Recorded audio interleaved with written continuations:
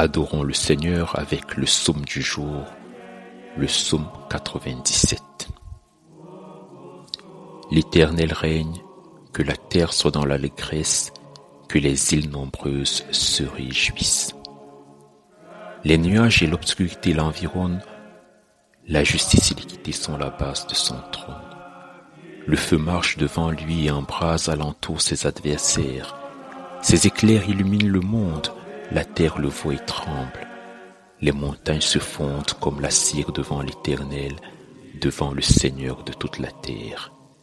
Les cieux publient sa justice et tous les peuples voient sa gloire.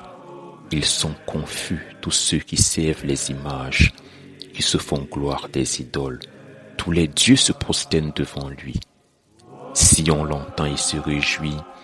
Les filles de Juda sont dans l'allégresse à cause de tes jugements, ô Éternel. Gloire, toi, Éternel, tu es le Très-Haut sur toute la terre. Tu es souverainement élevé au-dessus de tous les dieux. Vous qui aimez l'Éternel, haïssez le mal. Il garde les âmes de ses fidèles, il les délivre de la main des méchants. La lumière est sémée pour le juste et la joie pour ceux dont le cœur est droit. Juste, réjouissez-vous en l'Éternel et célébrez par vos louanges sa sainteté. Amen. Écoutons l'évangile du jour.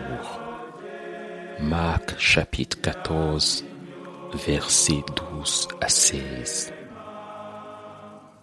Le premier jour des pains sans levain, où l'on immolait la Pâque, les disciples de Jésus lui dirent : « Où veux-tu que nous allions te préparer la Pâque ?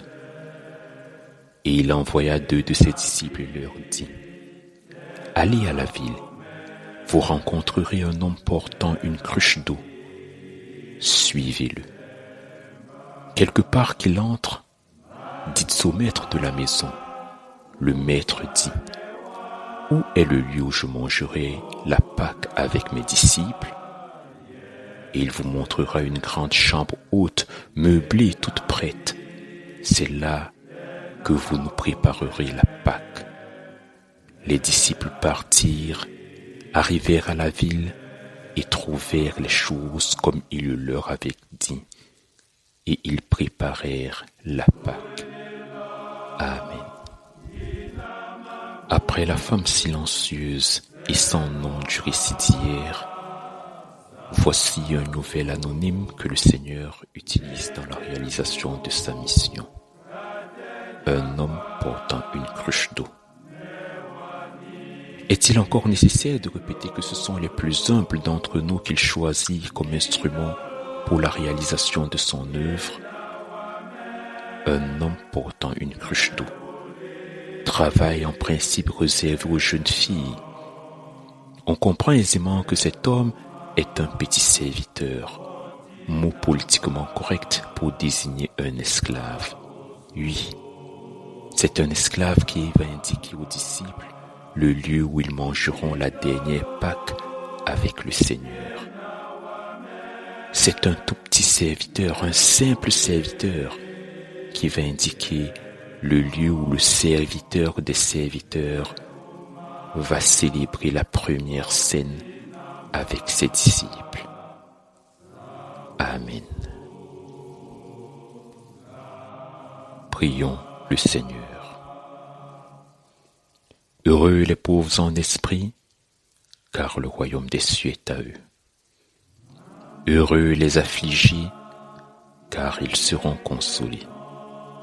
Heureux les débonnaires, car ils hériteront la terre. Heureux ceux qui ont faim et soif de la justice, car ils seront rassasiés. Heureux les miséricordieux, car ils obtiendront miséricorde. Heureux ceux qui ont le cœur pur, car ils verront Dieu. Heureux ceux qui procurent la paix, car ils seront appelés fils de Dieu. Heureux ceux qui sont persécutés pour la justice, car le royaume des cieux est à eux. Je te loue, Père, Seigneur du ciel et de la terre, de ce que tu as caché ces choses aux sages et aux intelligents, et de ce que tu les as révélées aux enfants. Oui, Père, Je te loue de ce que tu l'as voulu ainsi. Notre Père qui es aux cieux, que ton nom soit sanctifié, que ton règne vienne, que ta volonté soit faite sur la terre comme au ciel. Donne-nous aujourd'hui notre pain de ce jour. Pardonne nos offenses, comme nous pardonnons aussi à ceux qui nous ont offensés. Et ne nous laisse pas entrer en tentation, mais délivre-nous du mal, car c'est à toi qu'appartiennent le règne, la puissance et la gloire pour les siècles des siècles. Amen.